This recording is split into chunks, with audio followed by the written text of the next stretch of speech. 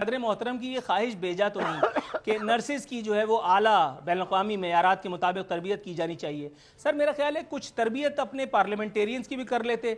मादरजात गालियाँ बकने वाला आज भी वज़ीर आज़म का मुआविन खुसूसी है, उसकी गालियाँ अगर आपने नहीं सुनी तो मैं आपको व्हाट्सअप कर देता हूँ, सुन लीजिएगा, और आज का बयान भी उसके आपको भेजता हूँ। मेरा ख्याल है दोनों में से किसी एक पर तो वो आ जानी चाहिए जो ख्वाजा आसिफ कहते थे, मगर किसी को नहीं आ रही, इंक्लूडिंग उनके खुद के। मैं खराज तहसीन इस एक्ट के ऊपर अली नवाज अवान को पेश करूंगा कि उसने गाली बकी, उसने गलती की, जिस दिन उसने कोताही की, जिस दिन उसने गुनाह किया, जिस दिन उसने जर्म किया, उसी दिन शाम को उसने कहा कि मैं इस पे माफी मांगता हूं। तीसरे सवाल की ज़हमत उठा रखता हूं। भी, मेरी अम्मा ने भी, मेरे घर वालों ने भी मुझे कहा कि घर में वापस मत आना। जनाब फर्क तो आपको पता चल गया, बिल्कुल ठीक है, जवाब मिल गया, बेहतरीन, आपको पता चल गया, बिल्कुल पता चल गया, आले शरीफ का और जवाब मिल गया। रोहिल असगर का मैं पीआरओ बिल्कुल भी नहीं, जो उन्होंने किया वो इंतहाई लानतान वाली हरकत थी, लानतान हुई भी। सर लेकिन यहां सवाल दर सवाल निकल आया।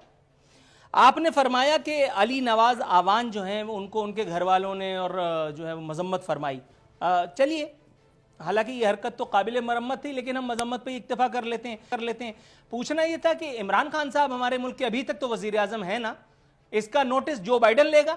स्पीकर साहब ने इसका नोटिस लिया, और वो एक आदमी जो कल तक टूटी फूटी उर्दू में ये झूठ बोलता रहता था कि इमरान खान आएगी तो 200 अरब डॉलर लाएगी, 100 अरब अमेरिका के मुंह पे मारेगी, यूरोप के मुंह पे मारेगी, और 100 अरब से जो है वो मजे करेगी, यानी पाकिस्तानी अवाम को मजे कराएगी। वो आदमी मेज पे चढ़ करके और ताता थैया करता रहा, और स्पीकर को उसका नाम याद रहा ना उसके खिलाफ कार्रवाई याद रही। फीके, माजे, ताए, दरबान, माली, खानसामा सबको सस्पेंड कर दिया। 7 आदमियों का नाम है, उसमें जरताज गुल का नाम नहीं है, उसमें डंडापुर, माफ कीजिएगा, गंडापुर का नाम नहीं है, और उसमें वो इमरान खान आएगी का नाम नहीं है। स्पीकर की याददाश्त कमजोर है या इमरान खान साहब आजकल जरा अर्शे मोहल्ला पे हैं? हालांकि वो नॉर्मली वहीं रहते हैं।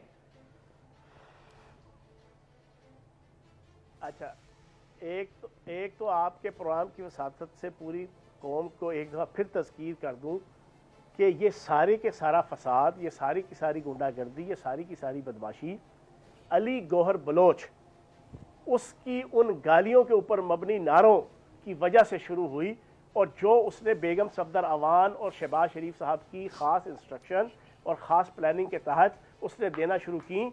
उसके बाद वो नारे नहीं थे, वो क्लियर कट गालियाँ थी, और नंगी और गंदी गालियाँ थी, जो नारे की सूरत में उसने बड़े फ़ख्र के साथ लगाई। उसके ऊपर उसने माफ़ी नहीं मांगी, क्योंकि आले शरीफ और नून लीग के अंदर माफ़ी मांगने का तसव्वुर नहीं है, ठीक है ना जी, जिसे शायद खान अब्बासी ने नहीं मांगी। वहाँ से जो सारी लड़ाई शुरू हुई, उसके ऊपर जब सारा जवाब आया, तो जिन जिन लोगों ने कैमरे की नज़र में आए और जिनके अल्फाज और कलमात वो नज़र आए कि उन्होंने गाली गलोच का सहारा लिया है, उसको स्पीकर ने उनके ऊपर पाबंदी लगाई। 1 दिन की लगाई या 2 दिन की लगाई, उनके खिलाफ तादीबी कार्रवाई हुई। उसके ऊपर फिर जिसने अपना जेस्चर दिया, अली नवाज अवान ने सबसे पहले उसी दिन शाम को माफ़ी मांगते हुए कहा कि मेरे घर वालों ने भी मुझे डांटा है, और मेरी जाती ख्वाहिश है कि मेरे बच्चे कभी भी मेरी ये वीडियो ना देखें। इसको कहते हैं आला ज़र्फी।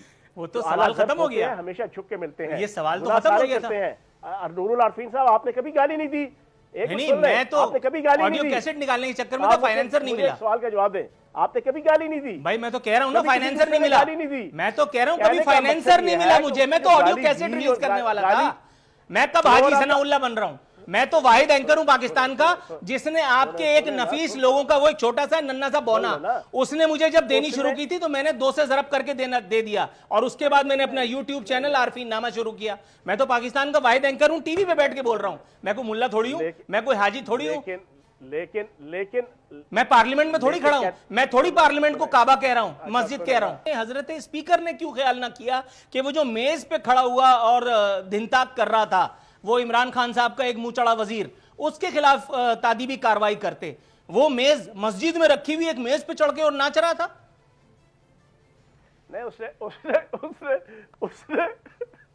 उसने कोई गाली गलौज तो नहीं नाच डांस तो कर रहा था ना, गंदे नारे तो नहीं लगाए ना सर, डांस तो कर रहा था। वो लगाता तो वो रक्कास तो नहीं है, वो डांसर तो नहीं रखा हमने। डांस नहीं, वो डांस।